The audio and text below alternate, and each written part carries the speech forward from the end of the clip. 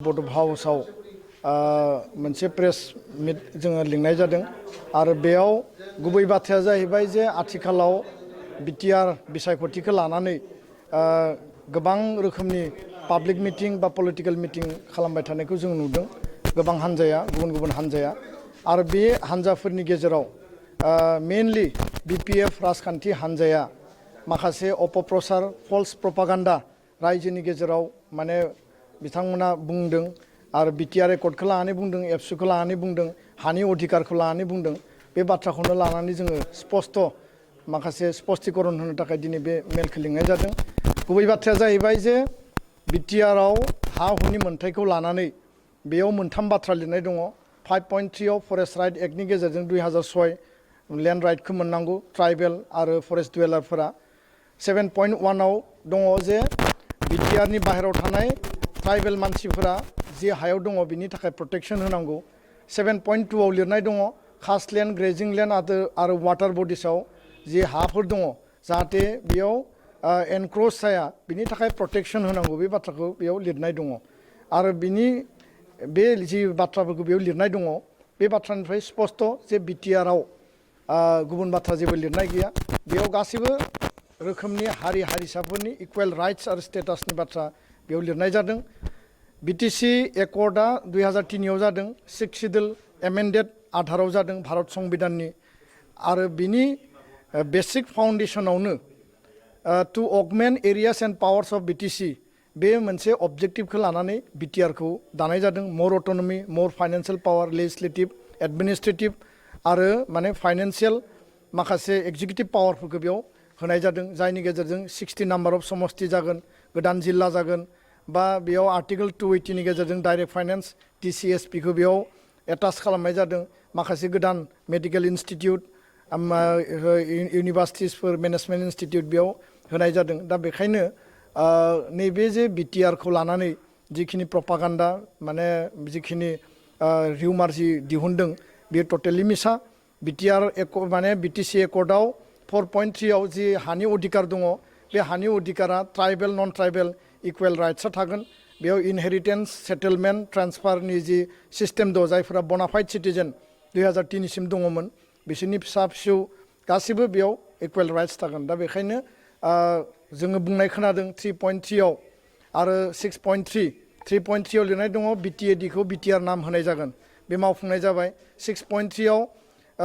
नन provincialise भेन्सार इन्स्टिटिउसनखौ सरकारि खालामनाय जागोन बेयो बर' एसामिस बेंगलि जि मिडियामानो जाया मानो किन्तु चन्दन ब्रह्म हाग्रामा महिलारि बिथांमोना बुंदों बर' जायगायाव थांनानै बर' जातिया धंस जागोन हारसा जायगायाव थांनानै हारसा जातिया धंस जागोन 3.3 आव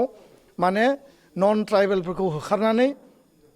माने बे हाफोरखौ सेनाय जागोन थफ्ला थफ्लि बोनना खारनांगोन 6.3 आव हारसानि हा बा जेनेरेल मानसिनि हा हुखौ सेनाय जागोन बेबायदि होननानै बिथांमोना माने बिराद मोनसे मिसा बाथ्रा अपप्रचारखौ दिनै फोरमायबाय थादों बा पाब्लिश खालामबाय थादों दा बेखायनो जोङो बेखौ स्पष्ट होदों बिथांमोना गावसोरनि 17 बोसोरनि डिक्टेटरशिप रुल मिस एप्रप्रिएशन माने करापसन माने इलिगेल एपइन्टमेन्ट आरो बेबायदिनो जिखिनि बिसोरनि PMGSY बा सरि माने PMAY आरो माने IY न'आव लोगोसे जब कार्डआव MGNREGAयाव जिखिनि दुर्नीति आदार स्किमाव जिखिनि दुर्नीति केग रिपर्टआव लिरनाय दङ दा बेफोरखौ बिसोरो डाइभार्ट खालामनानै माने रायजोखौ सिगिनानै मासल पावार मानि पावार बाहायनानै भट लानायनि मोनसे बिथांमोना बे षड़यन्त्रखौ खालामबाय थादों जोङो आसाम सरकारखौ जोङो खावलायदों जे बिटिआर इलेक्सननि थाखाय आसाम सरकारा हम डिपार्टमेन्टआ चिफ मिनिस्टार आरो फाइनान्स मिनिस्टार बिथांमोना आरो इलेक्सन कमिसना दायित्व लानानै पारामिलिटारि सेन्ट्रेल फोर्स बेयाव डिप्लय खालामनांगौ एबसु अफिसखौ आक्रमण खालामदों बर्मा अफिसाव फैनानै बिथांमोननि दादागिरि गुन्दागिरिफोरा फैनानै एबसु अफिसनि चेयार टेबोल सिमफायदों धमकि होदों जोंखौ माने गाज्रि रावजों गाज्रि भाषाजों सोंखारिदों रायदों जौ लोंनानै जुवायाव बेस्थ' थानानै बै मानसिफोरा दिनै दुम दाखाल खालामनायखौ नुदों पाब्लिकलि बिभिन्न जोंनि आइजोफोर जायफोर जोंनि बिमाफोर आब' बाजैमोन आरो माखासे जोंनि रायजो राजा जायफोरा हाजिरा हुजिरा मावनानै जायो खामला मावनानै जायो बिजनेस मावो थेला रिक्सा सालायो बिथांमोनखौ पलिटिकेल एसल्ट खालामनाय पलिटिकेलि आक्रमण खालामनायखौ जों नुदों कुनु हिंसाखौ जों लुबैया बेयो शान्तिपूर्ण भाबै इलेक्शना जानांगौ बेखायनो आसाम सरकारखौ जों आपिल खालामदों जे इमिडिएटलि पारामिलिटारि आरो सेन्ट्रेल फोर्स डिप्लय खालामनानै बेयाव थानाय पुलिस प्रशासना प्रपारलि इनभेस्टिगेट खालामनांगौ बर्मा अफिसाव जायफोरा आक्रमण खालामदोंमोन 9 जन मानसिनि नाम होनाय जादोंमोन बिनिनो 3 जाय मुल दायनिगिरि बिथांमोनखौ नागिराखै 6 जनखौ बिथांमोना हमदों हमनानै जेलाव हरनांगौमोन नाथाय थानानिफ्रायनो बिथांमोना हगार हरदों दैट मिन्स जों बेखौनो बुजियो गाहाय लेभेलनि जिखिनि एडमिनिस्ट्रेशन दङ प्रशासन दङ बिथांमोना दिनै सोरजोंबा नङा सोरजोंबा बुजाबुजियाव दङ आरो बे बुजाबुजिनि थाखाय राइट माने बेयाव जिखिनि जास्टिस मोननांगौ बा जिखिनि कालप्रिटखौ पानिश खालामनांगौ एरेस्ट खालामनांगौ जेलाव हरनांगौ बे खामानिया जायाखै दा बेखायनो जोंहा साननाय दङ जोङो माने बे बाथ्राखौ लानानै जोङो सन्देह जादों जे आसलते एडमिनिस्ट्रेशना बयनिबो थाखाय समान बेयाव खामानि मावदोंना मावाखै दा बेखायनो आसाम सरकारखौ जोङो बुंदों भारत सरकारखौबो जों आपिल खालामदों बिनि सायाव बिखेक बेबस्था लानांगौ एबसु माने इउपिपिएल माने एबसु बे बाथ्राया नंखाय खारन इउपिपिएलआ मोनसे राजखान्थि हान्जा 2015 आव बिपिपिएफ आरो इउडिपिएफ मोननै राजखान्थि हान्जा बे मोननैबो राजखान्थि हान्जाया गोलाव सम दुलाराय बर' फरायसा आफाद एनडिएफबिनि सोमावसारनायाव बर' जेंना सुस्रांनायनि थाखाय बा बड'लेण्ड जेंना सुस्रांनायनि थाखाय बिथांमोना राजनीतिक भाबै हाबा मावबोदों जोंजों आन्दोलनाव थाफाबोदों सावरायनायाव थाफादों बिनि उनाव 2015 आव मोननैबो हान्जाखौ सिमफायनानै गोदान मोनसे इउनाइटेड पिपल्स पार्टी लिबारेल बेखौ दानाय जाबाय आरो बिथांमोना 2015 निफ्राय 2020 27 जानुवारिसिम बे आन्दोलनाव सोमावसारनायाव रायलायनायाव गासैबो धरननि मदद हेफाजाबखौ बिथांमोना थाफानानै होबोदों आरो दिनैहाय इउपिपिएल राजखान्थि हान्जाया बुंदों जे एकर्ड इमप्लिमेन्टेशन सुशासन गुड गभार्नेन्स सान्थि लाबोनाय जोंनि दुखिया गोरिब गुन्द्रानि जौगानाय लाबोनाय जोंनि आइजोफोरनि जौगानाय लाबोनाय आइजोफोरनि एम्पावारमेन्टनि बाथ्रा दिनै बिथांमोना बुंदों जायफोर आनएमप्लयमेन्ट इयुथ दङ बिटिआरआव बिथांमोनखौ एमप्लयमेन्ट जेनेरेशन होनायनि बाथ्रा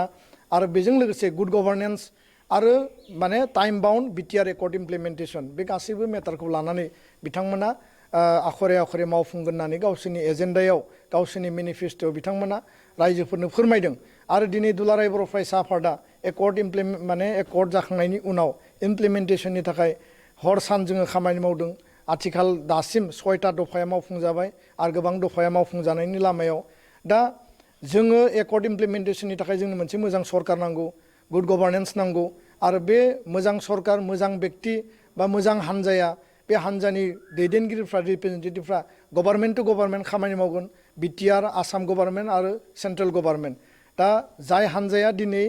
हाग्रामा महिलारि बा बिपिएफआ बुंदों बिटिआर एकर्ड इमप्लिमेन्ट खालाया बिटिआर एकर्डआव जेबो गैया बे बिग जिर' होनना बुंदों फारसेथिं बिटिआर एकर्डखौ रं प्रपागान्डा खालामनानै रायजोखौ सिगिदों गिहोदों दा बेखाय जाय हान्जाया बिटिआर एकर्डखौ इमप्लिमेन्ट खालाया होनना बुंदों बे हान्जाखौ जोङो मालाबाबो सापर्ट खालामनो हाया दा बेखायनो जोङो बुंदों 91 आव एबसुआ एमएलए देरहाहोदों 93 आव बिएसि सुक्तिनि समाव एसके बैसुमुतियारिखौ चिफ बयबो रायजो राजाया एबसुआ मदद होना बानायदों 2001 सनाव एमएलए देरहाहोदों 2003 आरो 5 आव हाग्रामा महिलारिखौ बिटिसिनि सिगनेटरि हिसाबै जोङो चिफ बानायदों दा सरकार बानायहोदों दिनै जोङो रायजो राजाखौ आपिल खालामदों जे दिनै सिगनेटरि जायफोर दैदेनगिरि दङ इउपिपिएलआव जायफोरा एकर्ड इमप्लिमेन्टेशन खालायगोन होनना बुंदों बे इउपिपिएल प्रमद बर' दैदेननाय हान्जाखौ रायजो राजाया दले बले सापर्ट खालामनानै खेबसेनि थाखाय सरकाराव लाबोनांगौ एकर्ड इमप्लिमेन्टेशन खालामनांगौ आरो रायजो राजानि जौगानायनि थाखाय एकर्डआव जि लिरनाय दङ मोनफ्रोमबो दफाया मावफुंजायोब्ला थारैनो रायजो राजाया जौगागोन दा बेखायनो एबसुआ अराजनैतिक संगठन छात्र संगठन जों माहारिनि जातीय आफाद आरो जोंनि संगठननि कनस्टिटिउसनाव लिरनाय दङ पलिटिकेल क्राइसिस जायोबा पलिटिकेल प्रब्लेम जायोब्ला पलिटिकेलि रायजो राजाफ्रा डिसिसन लानो जुदि जेंना जायोब्ला बिनि थाखाय टेकल खालामनो सेटेल खालामनो थाखाय एबसुआ 3 माने एफ जि दफा दङ संबिधाननि बेयाव लिरनाय दङ एबसुआ नन पलिटिकेल अर्गेनाइजेशनबाबो जों रल प्ले खालामनो हायो दा बेखायनो दुलाराय बर' फरायसा आफादा 2020 नि डिसेम्बर दानाव जानो गोनां जि बिटिआरनि इलेक्सन पोस्ट माने बिटिआर एकर्डनि उनाव बे इलेक्सनाव थोंजोङै इउपिपिएल हान्जानो रायजो राजाया परिबर्तननि थाखाय सान्थिनि थाखाय जौगानायनि थाखाय गासैबो रोखोमनि बिटिआर एकर्ड इमप्लिमेन्टेशननि थाखाय माने भट होनांगौ बा सापर्ट खालामनांगौ होननानै जोङो खावलायदों आरो बेनि थाखाय जोङो कुनु पलिटिकेल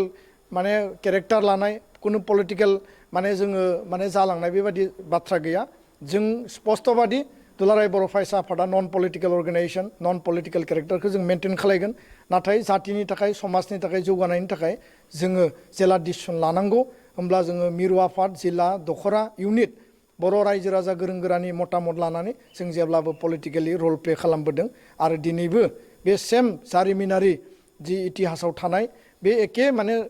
ट्रेन्डखौनो लानानै जोङो नैबे इलेक्सनाव जोङो UPPL हान्जाखौ सापर्ट खालामनांगौ होननानै रायजो राजाखौ जोङो गुरैयै आरो गंलायै जोङो आखाइ खबजोबनानै जोङो खावलायदों। गोजोन्थों।